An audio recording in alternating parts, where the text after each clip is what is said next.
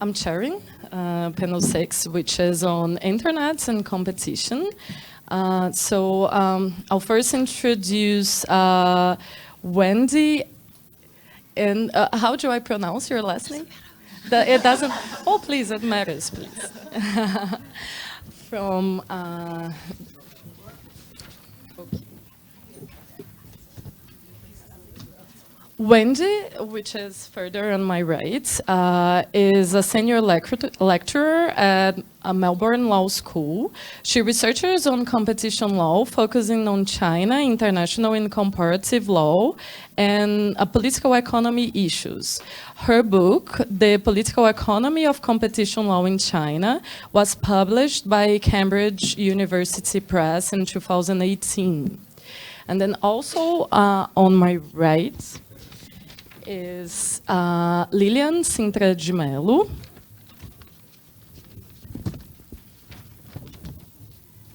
Okay. Lilian is a PhD student, holds a PhD in commercial law from USP Law School, and was a visiting researcher at Harvard Law School's Institute for Global Law and Policy. She is a lecturer at FMU in Brazil and an antitrust lawyer at Pinheiro Neto Advogados.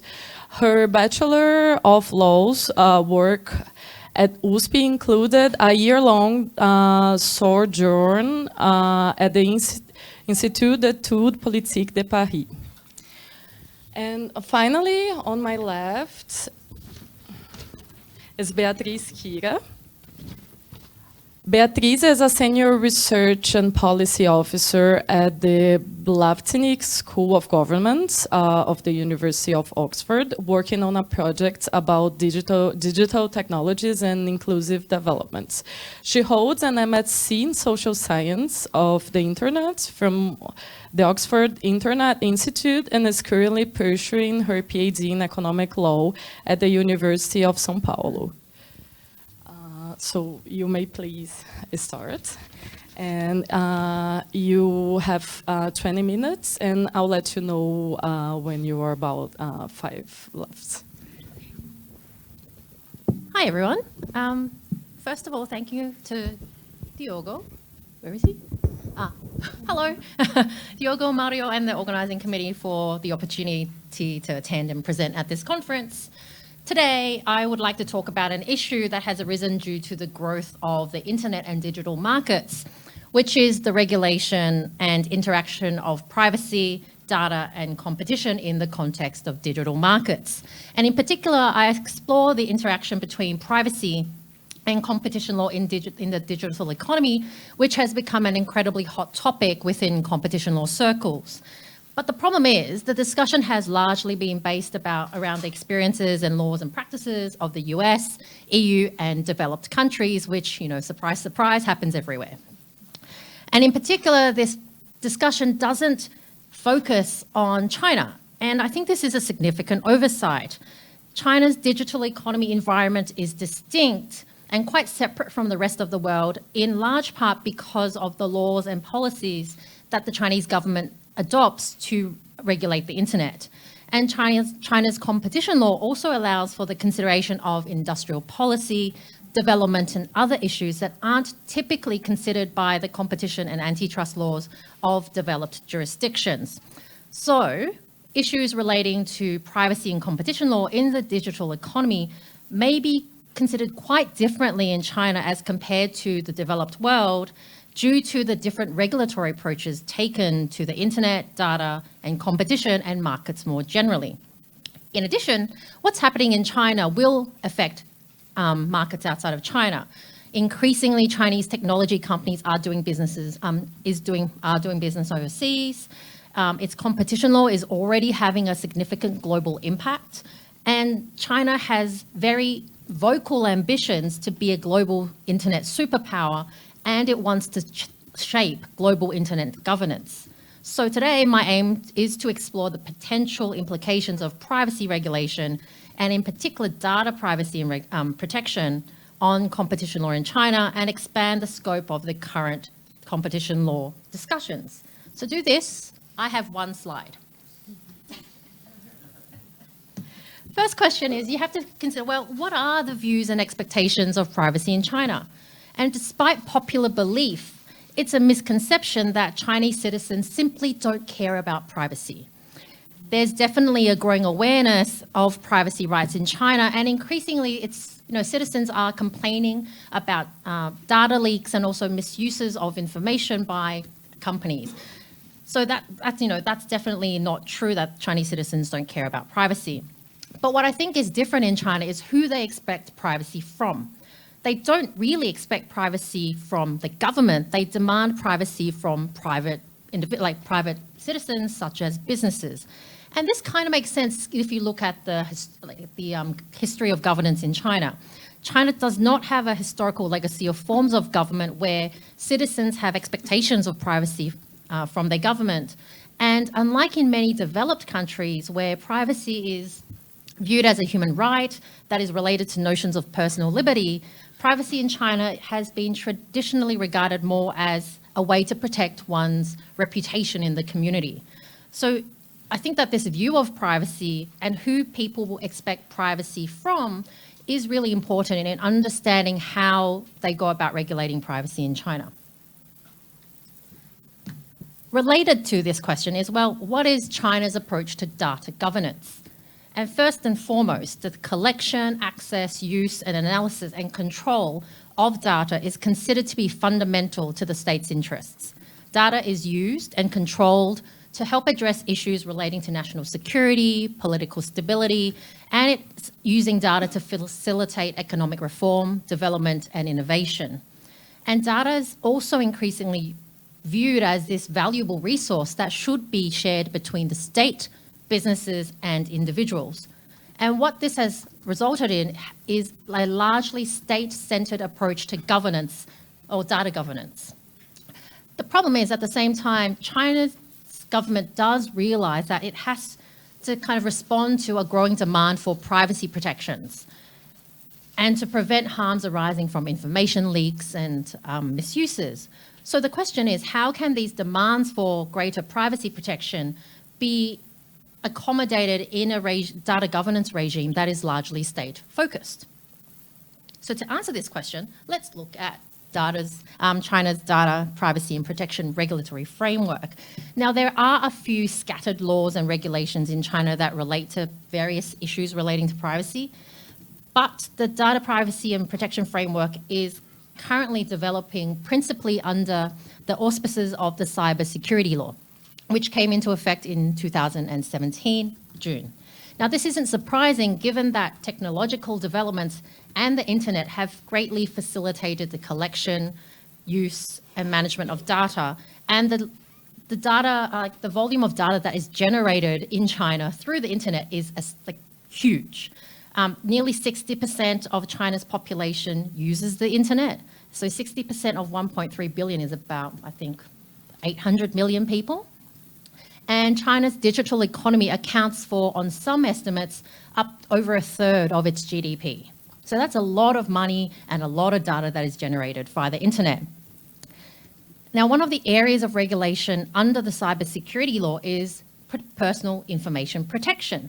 Now, under this framework, on the one hand, you have individuals who have certain rights with respect to their information, and data protection obligations are imposed on businesses, network operators, and network product and service providers. And also certain government departments also have data protection obligations. At the same time, however, network operators must cooperate with and provide technical assistance and support to relevant government departments in certain situations. There is no need to obtain consent from the individual to collect and use their information in situations relating to very broad concepts of national security, national defense, public safety, significant public interest, who knows what that is, and criminal investigations and enforcement, in amongst other matters. And also under this same framework, the state has the power to collect and analyse cybersecurity information. So you can see from this framework that it has some key features. First, it balances the private interest of protecting information and against the state interest of the state being able to access, use and control the information. Most of the obligations that are imposed under this data privacy framework is on the network operators and the network product and service providers. And these businesses have obligations both to the consumers to protect their information and to the state to provide assistance and give them information. Whereas the scope of responsibility that is imposed on the state under this framework is very, very narrow. And then third, this framework allows the state to accomplish two seemingly quite contradictory objectives. It responds to the increasing consumer demands for personal information protection. At the same time, it ensures the state it ensures that the state is able to continue to use, manage, and collect information. So if you remember that, views and expectations of privacy in China are not directed at the state, but at private individuals. And you remember that the government is fitting a data protection framework within the state-centric approach to data governance. This framework makes complete sense, even though it's very different to what you and I might think exists outside of China. Now you have this framework. Who are the key stakeholders then under this framework? On the demand side, you have those who are regulated. So it's the internet and technology companies who are the subjects of the regulation. Now, generally speaking, their economic interests are aligned with the political interests of the state. In return for getting market access and privileges such as licenses, government contracts, and policy incentives and protections, these internet and technology companies, they collect data and censor information on behalf of the state, and they develop technologies that improve the state's ability to go and collect, use and analyze data, and they develop technologies that respond to the state's needs in this context. There are also political connections between a number of these internet and technology companies and the state inside the technology company itself, and also outside in the government apparatuses. And so that what this means is that, well, the dynamics mean that these internet and technologies companies in China are less likely to, and they also have less room to, challenge or resist the state's demands for information or other cooperation on related matters. With the supply side, it's incredibly complex because there's no single government body that's in charge of privacy, or even the internet, really. The Data Privacy and Protection Framework, it does sit within the broader cybersecurity framework, which means that cybersecurity implicates a lot of policy areas. You've got national security, public security, propaganda, and also industrial policy, which means that both the multiple government and Chinese Communist Party apparatus institutions are involved as regulators. With multiple regulators, and they also have overlapping competencies, this gives rise to potential bureaucratic turf wars and conflicting interests, which has happened. So that is the privacy and data protection framework in China. Having now set that out, how might the privacy regime then interact with the competition regime? And the next question would be, would privacy concerns be considered within China's competition laws? Now, there are two main laws in China that deal with different aspects of market regulation. The first one is the anti-monopoly law, the AML, and it prohibits anti-competitive agreements, abuses of market power, and also anti-competitive mergers. And so this is it's very similar to the competition or antitrust laws of other countries. And this law mostly focuses, or is supposed to focus, on the economic effects of conduct on competition. So that's the first law. The second law is the Anti-Unfair Competition Law, or the AUCL. And this covers a range of unfair competition practices. And the AUCL focuses more on the fairness of business transactions and also business ethics. And in particular, this AUCL contains a specific provision that prevents businesses from using technology to restrict other businesses from providing internet-related products and services. And this was added to the AUCL in November 2017. Now, even though there's been one high-profile case that was brought relating to the internet that was brought under the anti-monopoly law, most of the publicly known, at least, cases involving competition issues in the digital economy have been brought under the AUCL. Now, I won't be surprised at all if data privacy and protection issues were considered under either of these competition laws, and I have several reasons for this. First one is that some privacy issues, such as access to information, have been considered in past AML and AUCL cases, even prior to the establishment of the personal information protection regime that is under the cybersecurity law. And in addition, the anti-monopoly law has been used as a way, like a supplementary means to ensure compliance with certain regulatory regimes. So I would expect that this enforcement approach to continue in the future, especially now that we have a more concrete, fulsome and visible data privacy protection framework under the cybersecurity law. So this means that there are more concrete standards and expectations for privacy in China, which can feed into the competition analysis. The AML could conceivably be used to monitor and ensure that businesses comply with the cybersecurity law personal information protection regime, even if an action is brought under the competition law. And breaching these data privacy obligations could indicate that businesses aren't competing fairly or ethically under the AUCL, especially now that there's also a specific internet-related provision under that law. Two, it's not out of the ordinary for the competition authority to consider and balance different interests and concerns that are beyond, I guess, conventional competition issues. And I've argued elsewhere that China's approach to competition regulation is one that's focused on furthering the state's interests, which is quite different to the competition law approaches of the US, EU, and developed countries, and even a number of other developing countries.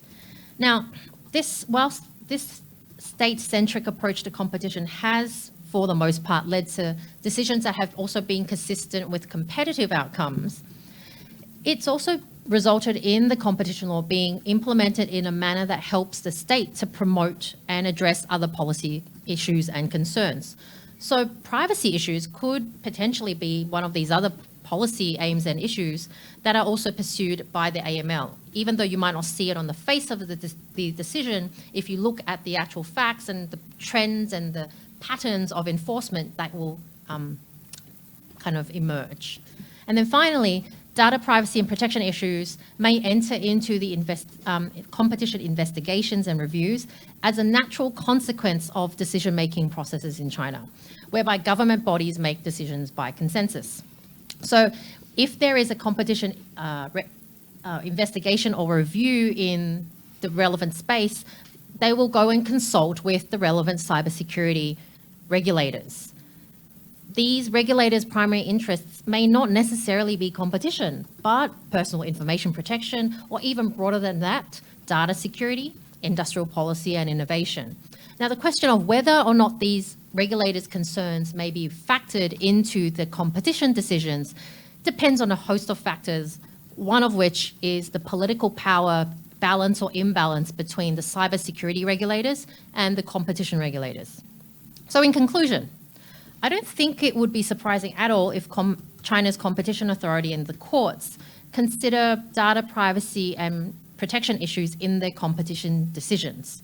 However, unlike in developed countries where privacy concerns relate to individual rights over data, given the Chinese state's interests in an approach to data governance and data privacy and protection, its privacy concerns are likely to involve broader issues relating to national security, economic development, and political issues.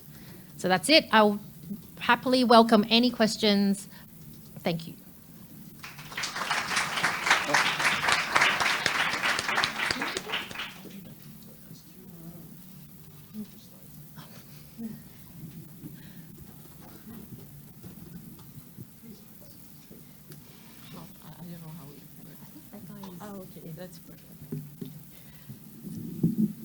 Hi, good afternoon. First of all, I also would like to thank Professors Diogo and Mario and the other organizers for being here. It's such a pleasure to be among friends and people I admire. And also, I would like to thank you all for your attention and for coming here today to listen to us talking about data and competition and internet. So first, I would like to start saying that the internet's role in society is far from consensus. On the one hand, there are enthusiastic chronicles of technology and progress that describe innovative and digital business model transforming the global economy and the way people connect.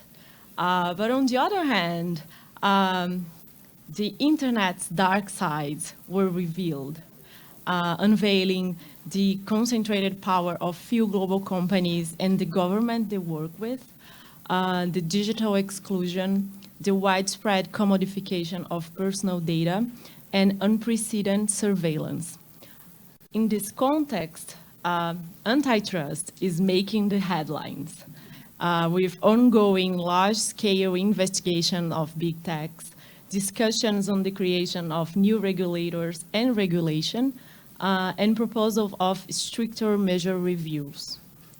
Scholarship and authorities have addressed these issues and proposed solutions that varies in conclusions and recommendations.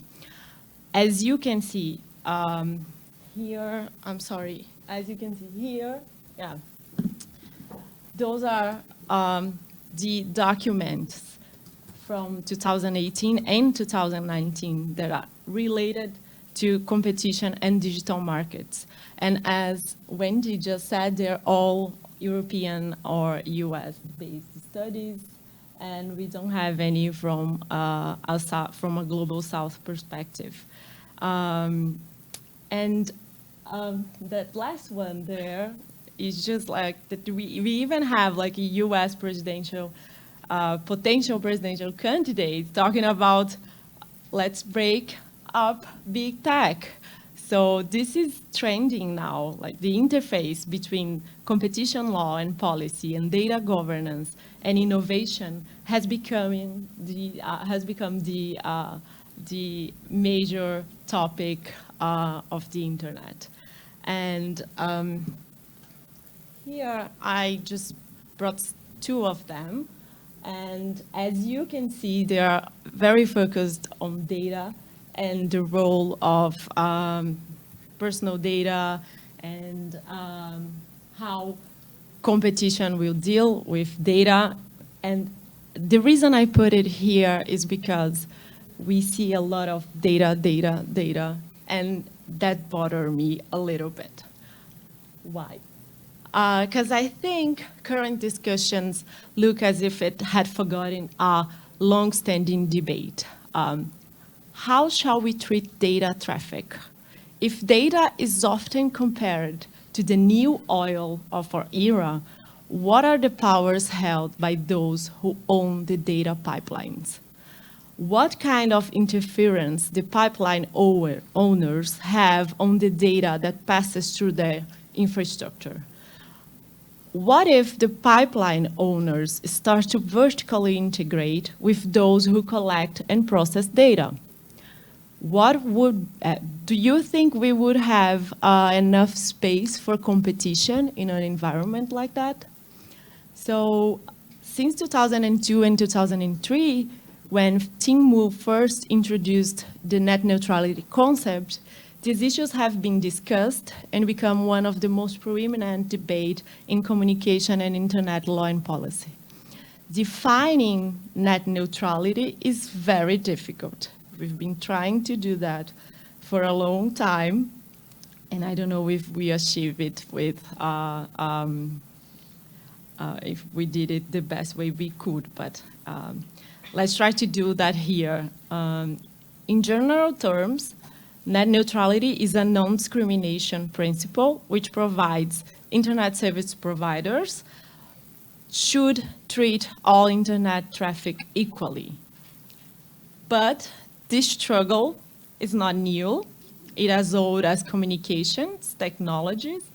And anxieties about traffic management practices have echoed past discussions about telephony, broadcast, and cable regulation.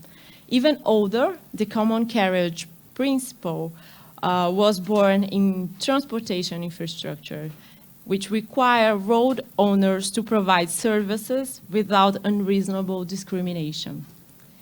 In this sense, I propose here a definition of net neutrality that is political and continually expressing and reinforcing patterns of domination and hierarchy.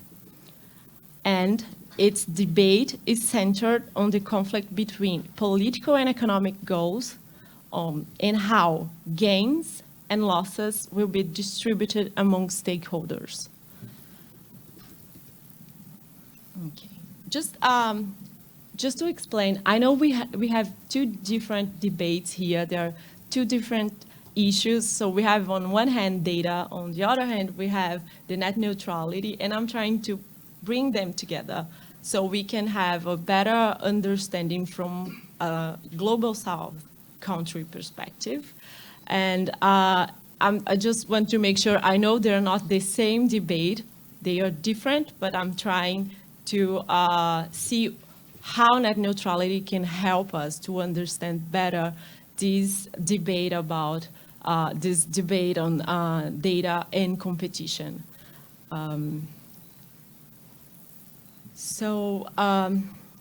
For proponents of net neutrality, the introduction of traffic management practices has opened the door not only to efficiency in network capacity allocation, but also to unjustified discrimination and abuses against content and application providers and users, including censure and unauthorized surveillance. As traffic management becomes more indispensable, the difference between justified practices and discrimination has become subtle.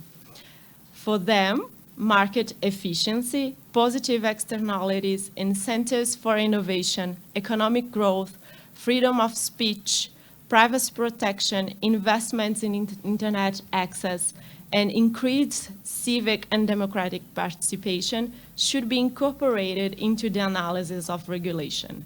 These authors argue that antitrust enforcement is insufficient and guarantee the economic and political goals of net neutrality and to prevent ISPs from abusing from that privileged position. On the opposite side, we have authors arguing that net neutrality's regulatory approach condemns ex-ante traffic management practices regardless their effect on the market. So for opponents of net neutrality, authorizing the differential treatment of data packages, whether in the form of tiered services or fast lanes, is necessary to provide incentives for innovation and investment in internet infrastructure. The antitrust enforcement, in this case, is often mentioned as the solution for abuses related to market power, including the ISP's ability to act as gatekeeper, preventing consumers from using the applications of their choice. So according to this approach, net neutrality does not address the main problems associated with telecommunication markets, which faces high barriers to entry, vertical integration, and economic concentration. Arriving here, from its origins in the United States, the debate gradually spread to countries and international policy forums, and arrived here in Brazil in 2014 with the Brazilian Civil Rights Framework, Marco Civil da Internet. Here we have Article 9, and as I just explained to you, it's related to a non-discriminatory principle. And we have two exceptions. The first is technical requirements, and the second, emergency services. And we are still trying to see how this is going to be enforced in courts. But that being said, beyond proponents and opponents, net neutrality presents an ongoing debate over opposing technical, economic, political and legal forces that are transforming the internet and its historical governance arrangements. First, it's important to clarify that I don't have the statistic perspective or the data to better analyze the effects of net neutrality on reality, but just to make my point clear, while we want to attribute great innovation and investment to the presence of the rules, this might be also the results of different factors, so it's very hard to use specific data to see how it's working in reality or not. But here, my work is based on the assumption that net neutrality has failed, mainly because it's a rule easily circumvented, to make a reference to Professor Katarina Pistor's Code of Capital. And because it's easily circumvented, it is insufficient to secure all envisioned goals. And more important, as I will explain more in detail, it has a decontextualized focus on innovation on the last mile, proving unable to address the problems related to concentrated power structures on the internet and increasing inequalities in Brazil. So today, to move forward on the discussion between competition, data, and innovation, we must look back, revisit, and reframe the pending issues left from the enduring debate on net neutrality. Okay, here I have two figures, and I'm trying to explain to you how the internet worked and works. So on my side, we have the original architecture of the internet. On Beatrice's side, we have current model. And as you can see, in the beginning of the internet, we had a lot of free transit, and the arrangements were simple, and it was much easier to find new routes for your data traffic. And net neutrality makes more sense here than there, because today, the way we have the internet is a complex architecture where you have a lot of paid transit agreements, which are very hard to understand because they are mainly made between private companies, and we don't have access to how they deal with contracts, how they, I don't know, how they, how can I say it, how they agree and make agreements on how the traffic will flow there. And another thing beyond like the new actors is that net neutrality focus on the last mile of the internet infrastructure. So here we have the last mile. This is the core of the internet infrastructure. And if you see, if we focus here, we missed a lot of what is going on the core of the internet and how these providers are relating, how they are. So moving on, I also put here two maps which mirror the digital divide with the Brazilian inequality. So the first one, we have internet access, and the second is the Human Development Index. And you can see that places where we have huge inequalities and poverty are not connected, and places like São Paulo have huge connectivity, and it's also where the money is in Brazil. So I just put it here to make the point that we're not talking about only internet infrastructure, we're talking about development, we're talking about the way we decided to evolve as a society. And okay, to conclude, because my time is running, I will present here some questions that I'm working on, and I would love to hear you on those. So I'm revisiting the communication and internet law and policy specifically related to net neutrality to address the following questions. How to protect data economy in Brazil, considering not only data itself, but the digital ecosystem. What are the lessons from net neutrality? How does net neutrality help us to understand the Brazilian struggles? And what is the role of competition in promoting a data economy for developing countries? My case study is based on the CADE's and Anatel's investigation on zero rating. Zero rating is a practice made by offering users data plans that differentiate the conditions of access to specific services on the internet.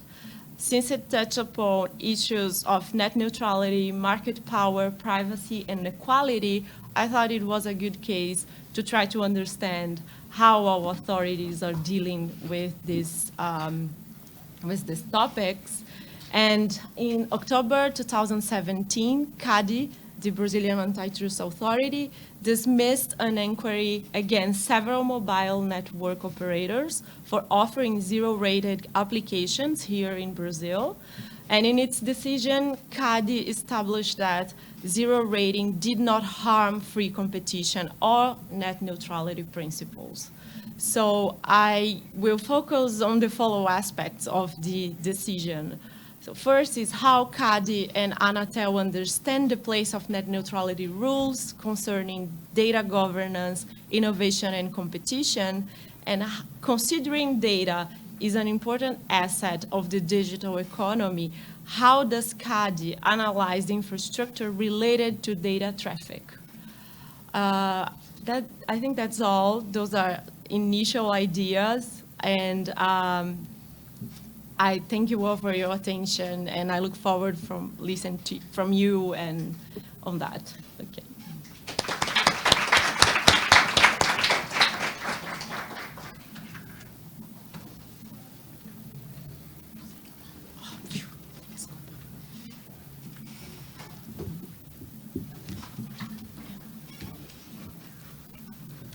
Good afternoon to you all, and thank you very much for staying with us for the last panel of the last day of the conference.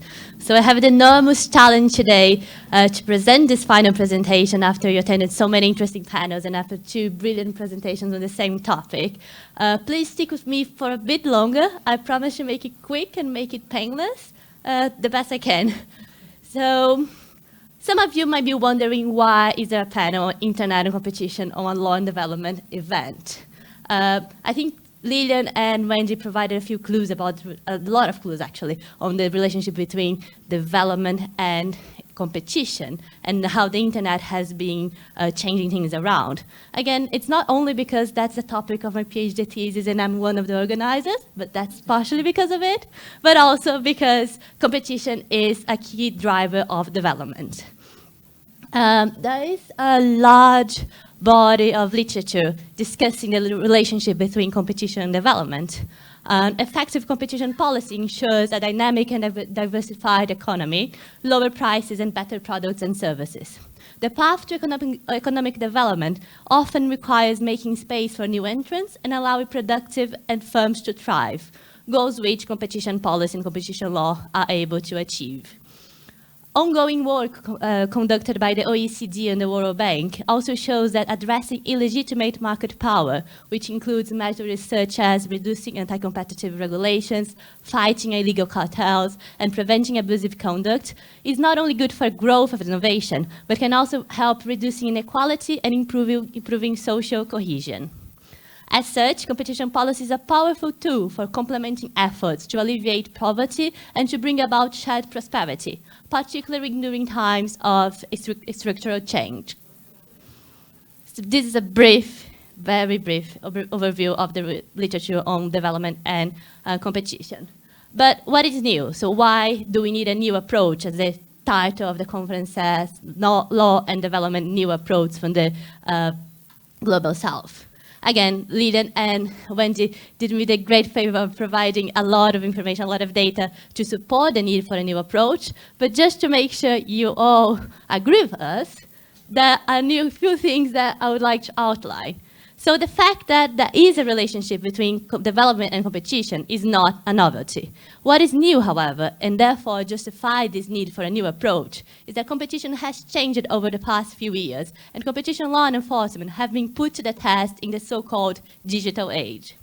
Digital technologies, from AI to advanced communication technologies, are resetting how people all over the world live their lives.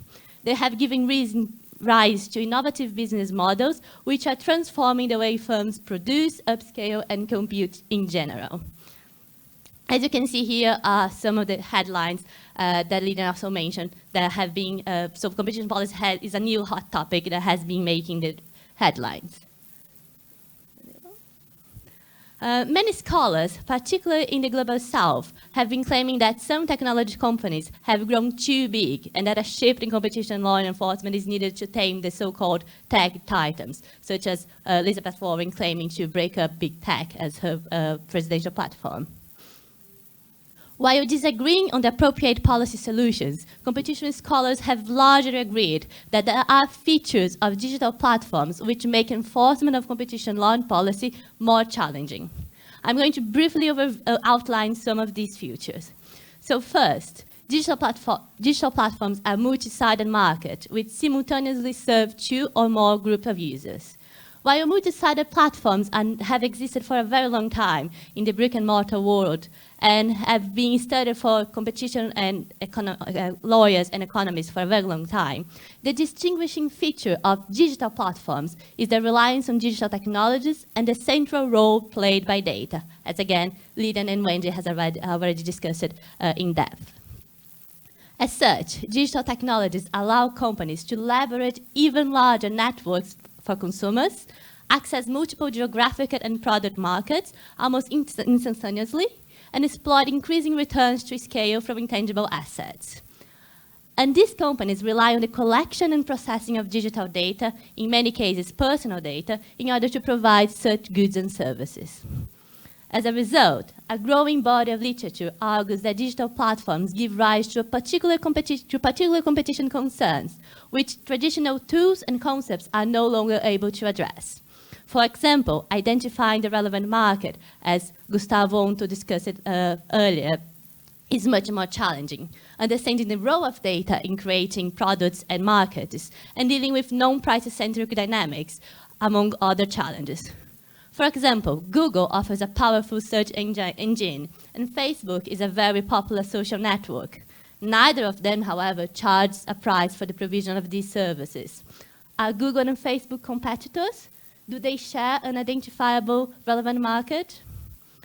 Digital technologies also offer new opportunities for practices that prevent or reduce competition in a market, such as facilitating virtual collusion, and there is a stronger tendency toward concentrated market structures due to economies of scale and scope, stronger network effects, and the tendency to lock in users. This literature has been largely discussed between economics and lawyers, and I think some of the reports that Lydian showed us before have a large discussion on why this is happening and why data makes it even more strong in that case. Again, although the process of digitalization is global in nature, its handling by scholars, policymakers, and law enforcement have been nationally oriented. The academic literature has overwhelmingly concentrated upon developments in the United States, in the European Union, and other developing countries, as Wendy mentioned already as well. To date, there's still little discussion on whether low and middle-income countries share the same challenges of developing nations, and whether the digital markets they need a different type of intervention. The data from developing nations is abundant and provides a loom diagnostic. Recent empirical research has identified a dramatic increase in economic concentration, the rise of superstar firms, and evidence of loose antitrust enforcement, and that's mostly based in the US. In contrast, there is no evidence of an increasing concentration across industries in developing countries. The available data shows that market power has remained broadly stable in emerging market economies.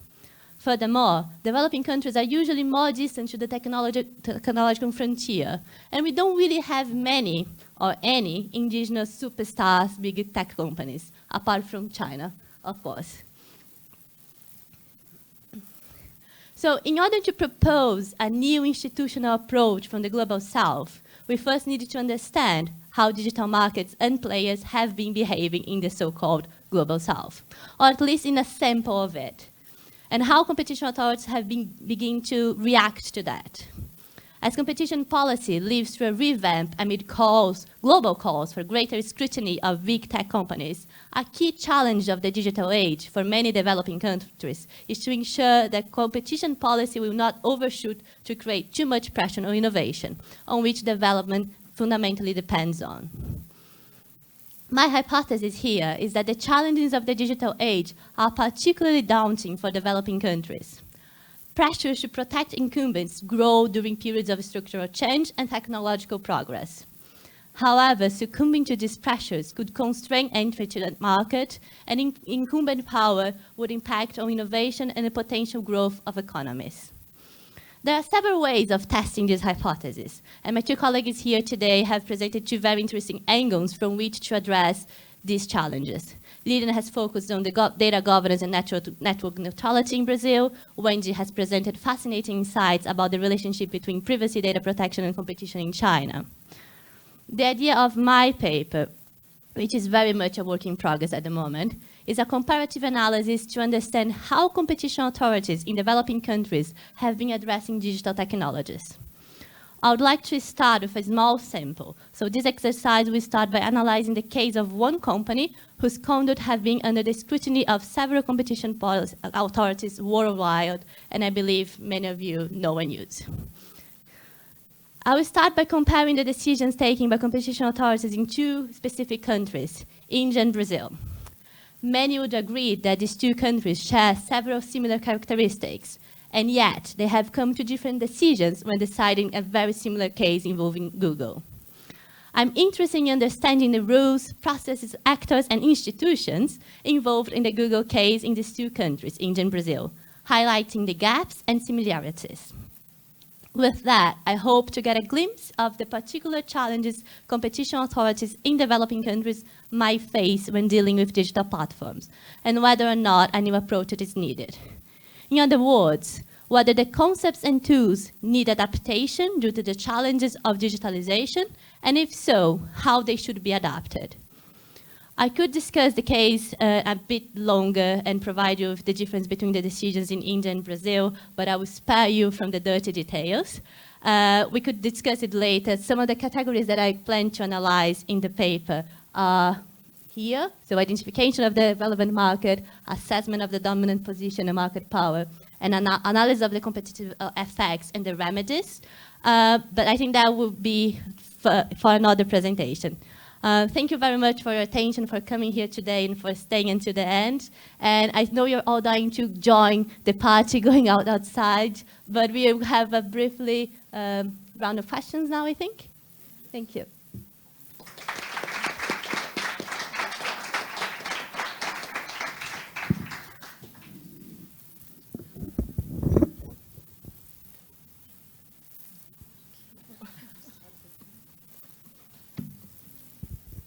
Okay, so I have one question that I think is targeted both at Lilian and Bia.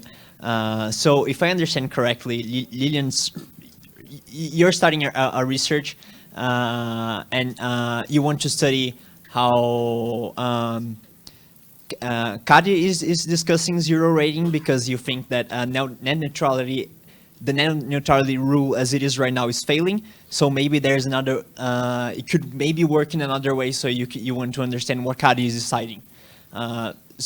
if I understand correctly, and Bia, you're comparing the decisions between Brazil of the competition authorities in Brazil and India in order to understand if how competition law matters for development in these countries and if we need a new approach to tackle it.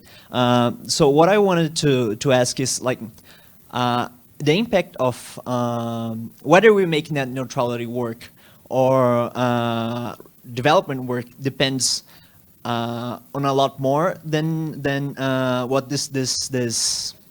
what the authorities are deciding. So what I wanted to know was, does it like you're trying to understand how they decide this, how they decide these cases, but do we know if the way they decide these cases matters? Like if they decide in completely different ways, will have some sort of impact on net neutrality or development? If net neutrality is so hard to enforce, does it matter what CADE decides? Like if it decides in one way or in a completely different way, will it have any sort of impact? And if we don't know if it will, is it worth it to spend so much energy deciding, understanding how they decide? So that's my question.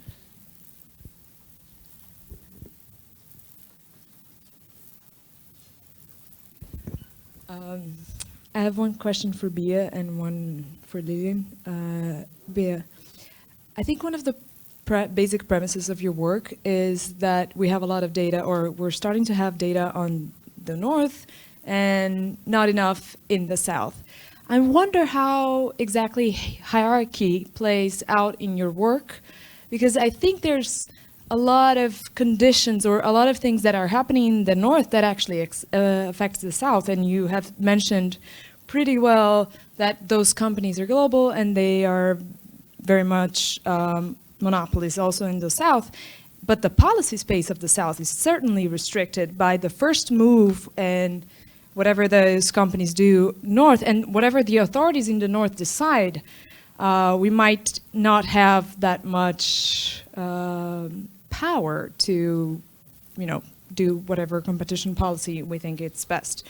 And for Lilian, I guess it sort of feeds into what Henrique already commented, but I wonder how corrective competition law can be in terms of the loopholes you identified on the net neutrality rule. If it is, in what sense? Because the rule says you mentioned it's easily circumvented. So is competition law serving as a certain second best to regulate net neutrality? Do you think that's an option or not? And I guess it goes in a little bit into what Henrique said. Yeah.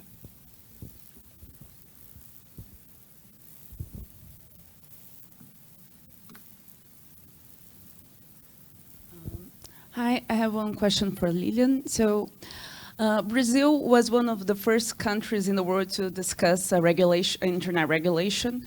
And the debate on net neutrality, privacy began in 2009 with a big public consultation. So I was wondering, why don't you bring this debate into your work? Like, because we had the opportunity to listen to what telecoms had to say, civil society organizations, and I think this would be very, very interesting to bring together with the current way that people are addressing the net neutrality after the law has been issued. But maybe you should bring before what were the discussions that were happening in 2009 until when the bill was issued in 2014. So that's my question. Why don't you bring that in?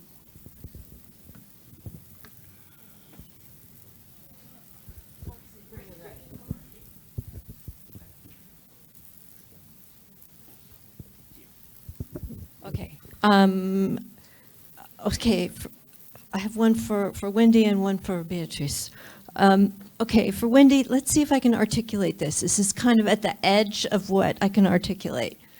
But again, I'm going to put on my political scientist hat just because there are not as many from my field here.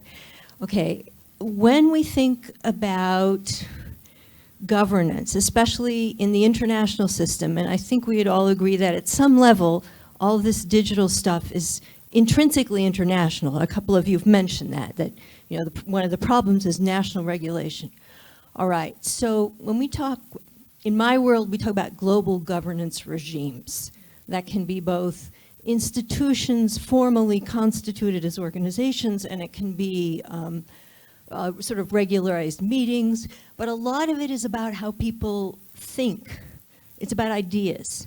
So it seems to me that the really interesting piece of what you said, Wendy, is, you know, not only how do the Chinese think about things like privacy, but what's, you know, what can it be connected to? You're saying, okay, let's connect privacy and competition policy.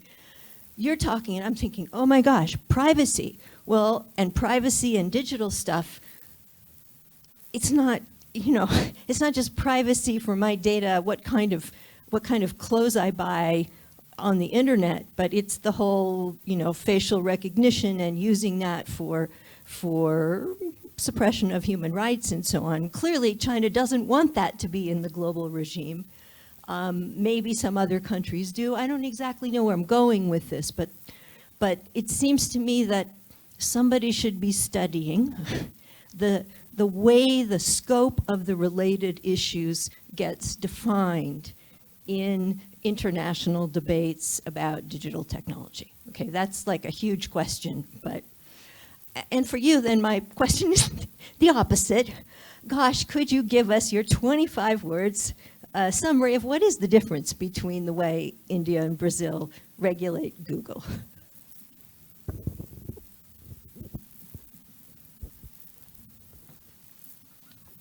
Thanks. I will be very brief because, I mean, very interesting presentation. Wendy, one thing that came to my mind, you mentioned a few times industrial policy. And if there is a, you know, there is a famous article that Ali Samston wrote with Ajit Singh where they looked at identified the idea of optimal competition for the context of Japan and Korea as a developmental state. And the way in which actually there was, at the same time, restricting competition, in other cases promoting competition, and that doing at different level was actually a key ingredient of the developmental state. So I was wondering if you could say a bit something more about, you mentioned that the fact that industrial policy is one of the different dimensions in which this data issue enters into it, how the Chinese government is prioritizing these different dimensions and how they are, because industrial policy is still a key dimension of how the government interact with the structuring of this industry. And if I think about Alibaba and I think about all the big players, despite the fact that they present themselves as international global company, the government still has significant influence in shaping their trajectory of development. The other question, which is both for whoever can give us some update on that, as you know, WTO has started now a discussion around e-commerce trade, and lots of developing countries and middle-income countries, I was working in South Africa, they were concerned about how they can respond to that type of new regulation, because this can affect dramatically their capacity, possibility to industrialize and develop their own ICT capabilities. Alibaba is planning to deliver in all places in South Africa and in Africa in 3 days products from China straight away. That's the way in which they're setting up their capacity of penetrating that market. So if you can say something more about this issue, how these negotiations are developing and how countries are responding. For example, in context of Brazil and India, there was an attempt to develop a national data policy which didn't progress, but would be interesting to know these major players, because you cover all the biggest player in the global south, how they are responding to that specific problem with national data and e-commerce.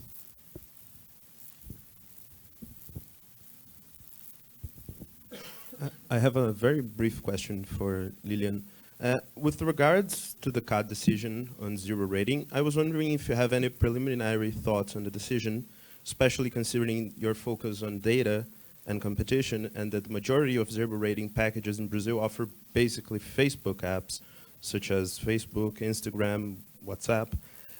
Has the feared vertical integration between ISPs and content providers not already happened in a certain way, considering the zero rating, especially on the last mile and not on the backbone or the infrastructure of the internet?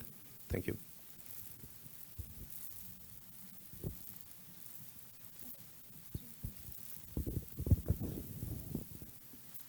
Should I? Thank you very much for the questions. I'm not quite sure I took note of all of them. So if I forget someone, please let me know. First, Enrique, does CAD's decisions really matters for development? I tried to make the case at the beginning that competition is important for development, and CAD is the main regulatory agency in Brazil that is responsible for fostering and protecting competition in the country. So my answer would be ultimately yes. CAD's decisions matter for competition, which therefore matters for development. But I could develop that a little bit further and focus on the role of innovation. So if CAD's decisions, if CAD takes the decisions, a decision which goes into the wrong way and restricts competition, not only in the short run, but in the long run, the fact could be to prevent an innovative firm, an innovative Brazilian firm, for example, from entering the market and competing against Facebook, Google, you name it, and becoming a more powerful search engine, I would say.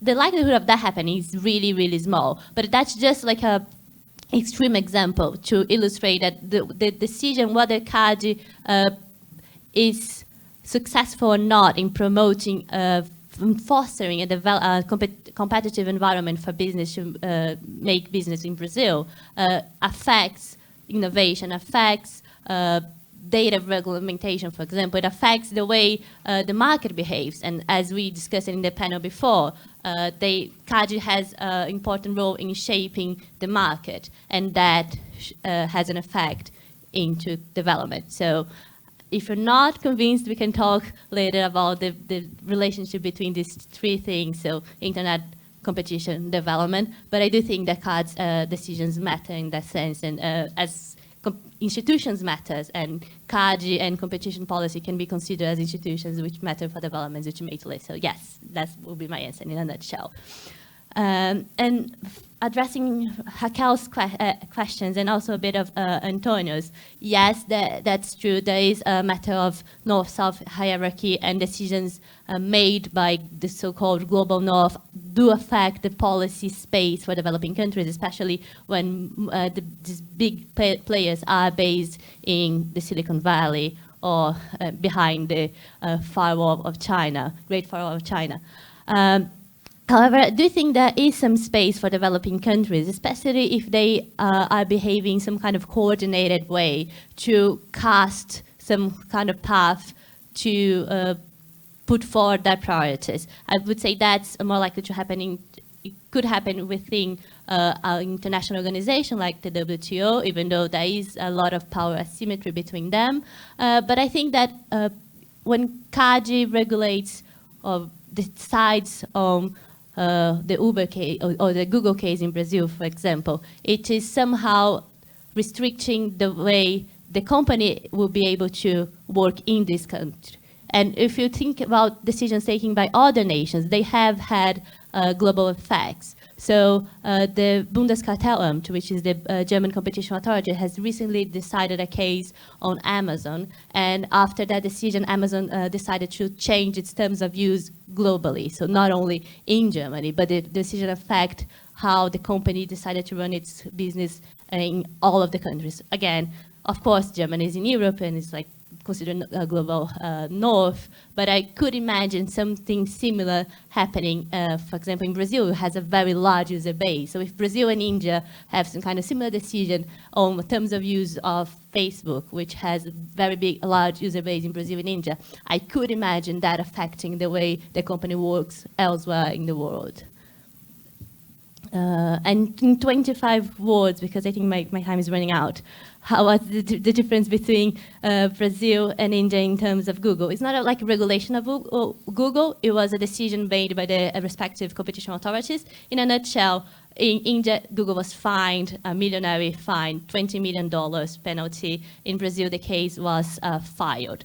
I mean, in Brazil, the case was filed after a torn decision. So it was 3-3, and then the president gave the casting vote, and the case was filed. There was some commissioners supporting that Google also be fined in Brazil. But that's the short answer. So Google was fined, hugely fined in India, and that was not the case in Brazil. The case was filed.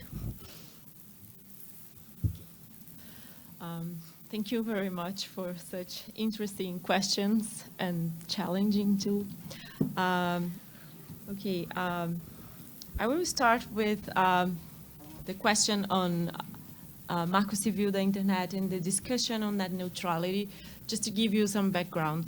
I work on my PhD, I work on net neutrality failures, and I've done that analysis you said, and I came to the conclusion that as a developing country, net neutrality is not working for us, it's not helping us to develop the infrastructure we need and to give us all its envisioned goals. So we don't have better, I don't know, free speech.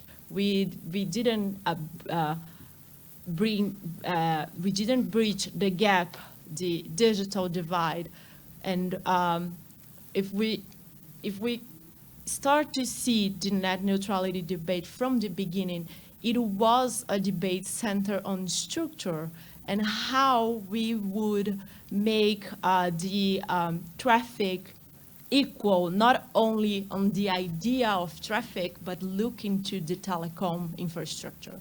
But then when Tim Wu appeared, he changed it.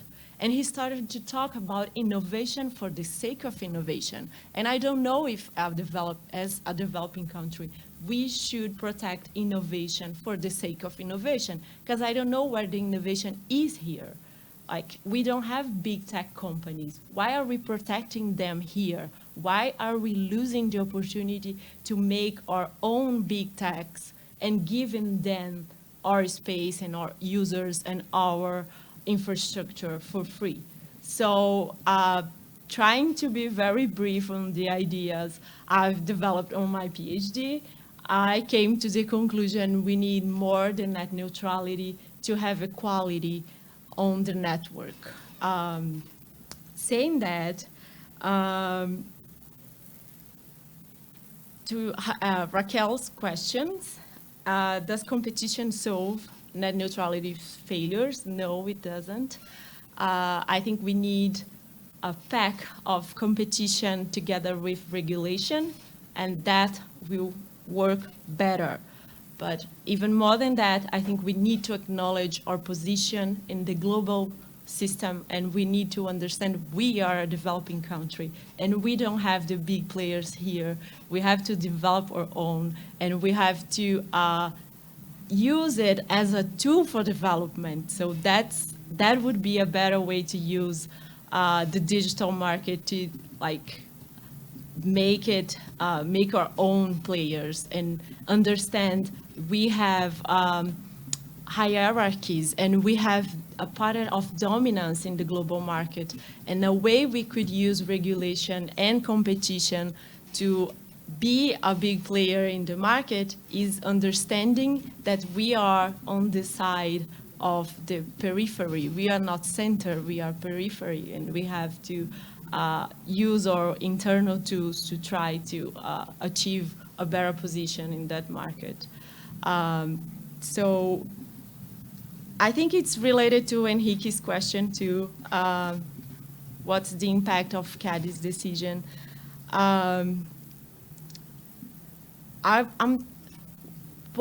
When I started to think on this work, I was just like annoyed by the fact that we are discussing data and competition and we completely forgot about net neutrality.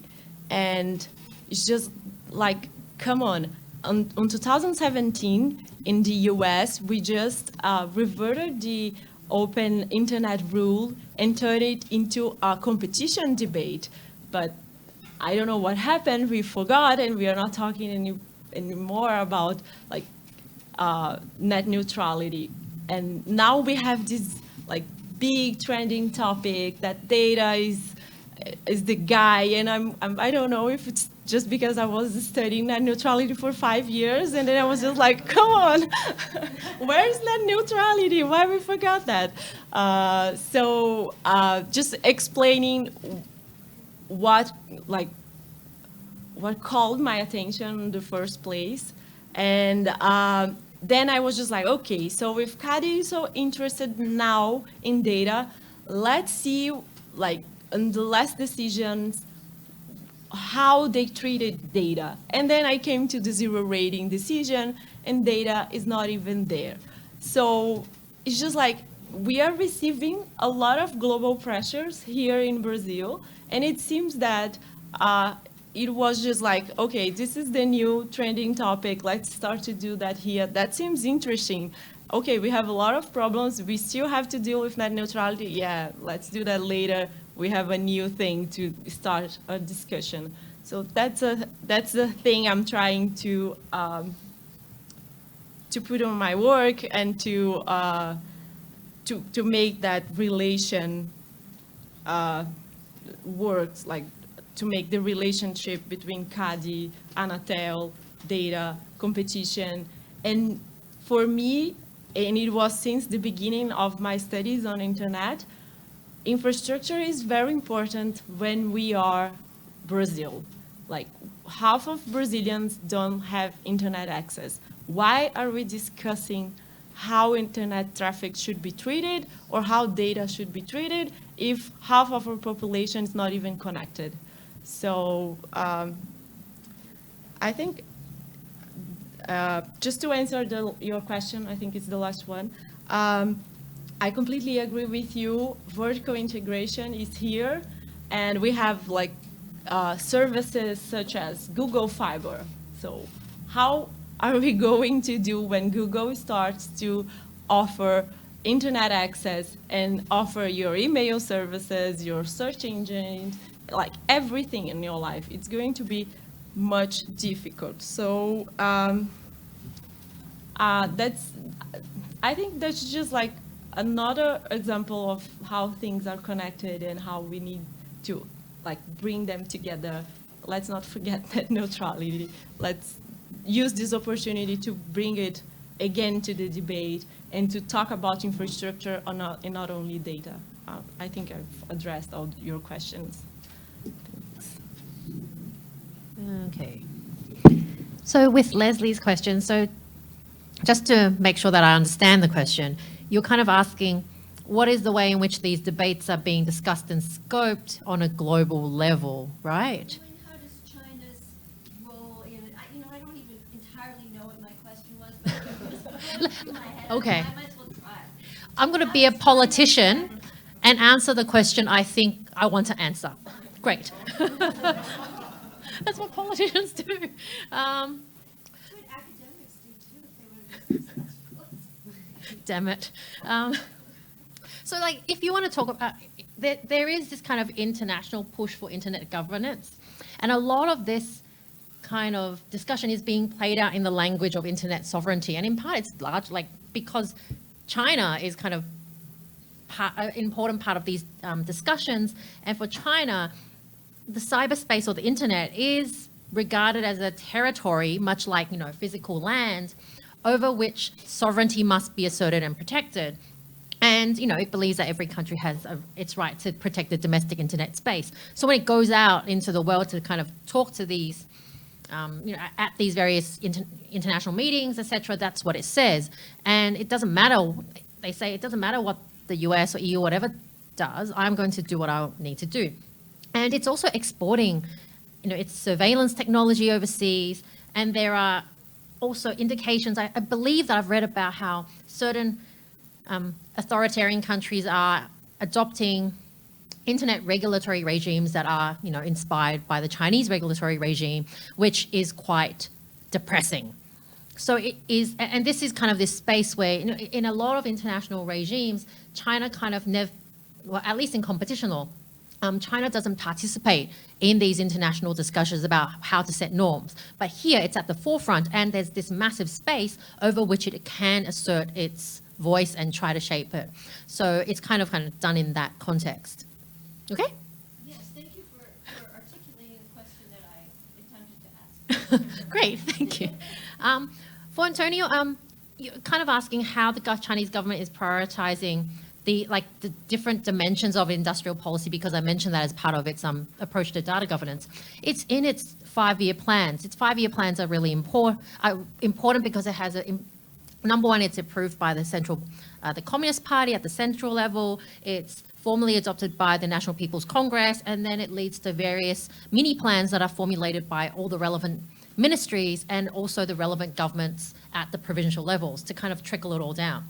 And there's this chapter in the latest 5-year plan called the cyber economy, and it lists down exactly what it wants to do and how it wants, like the industries that it wants to promote, and things like AI and surveillance.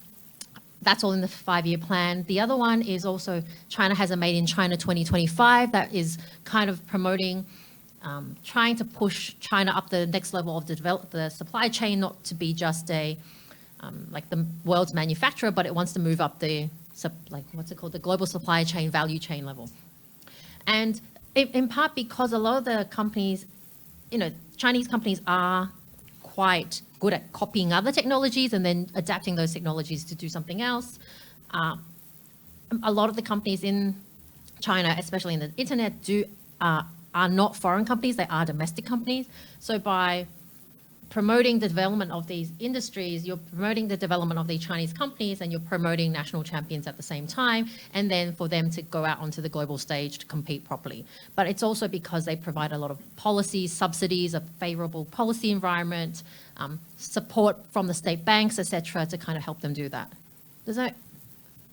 You look a bit tired, so I'm going to stop now.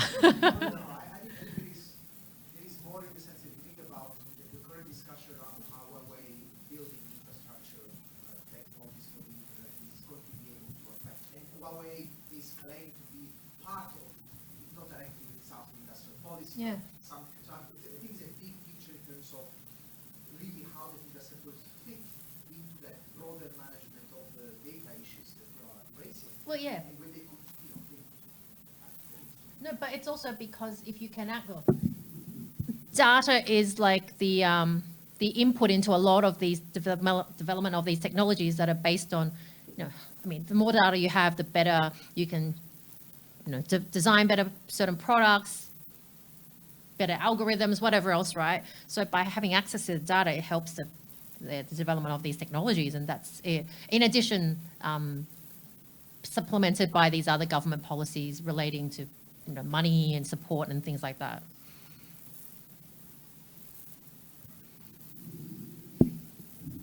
Thank you.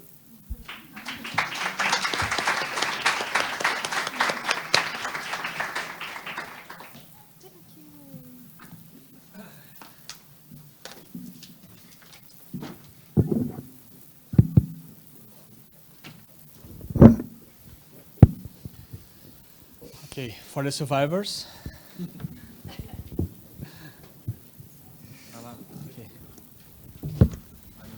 Okay. Yes, just to say a couple of words to finish this great event. So, firstly, we'd like to thank you all for coming, the panelists, the audience, to come here to pay attention to all these events, to participate, to raise questions and others. And we would like to address the future steps of this project. So perhaps we could mention something about publications and the continuity of this project. Yes, because the idea is that this doesn't finish only as an event situated and located in time without further development. So we wondered if we could continue this dialogue with you. So we are planning to get in touch soon again with the panelists, with those who are interested in continuing this dialogue and this conversation. Perhaps we can turn this conversation into a network. Perhaps we can move toward a publication that we can discuss, the format, we can discuss what to do. So please expect more from this soon. We will get in touch. For the panelists, let me remind you that we have a dinner. The van is departing from the hotel at 8.